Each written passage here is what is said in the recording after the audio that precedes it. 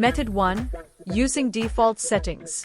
Click on the folder, right-click on the folder, then open Compress to then click on Zip File. In 2 seconds, a new zipped file will be created of a folder.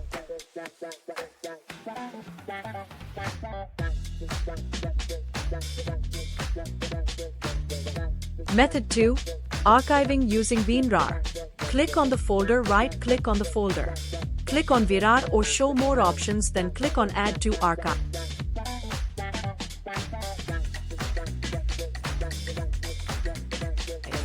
Don't make any changes. Click on OK. A new folder with archive file will be created.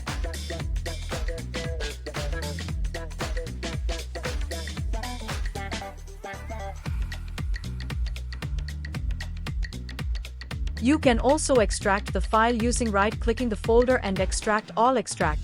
Yeah, you can view all the files. Method 3. Archiving with password using WinRAR. Click on the folder and right-click on the folder.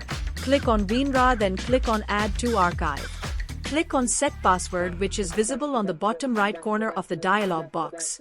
Enter the password which you want to set and click on OK, then again OK button.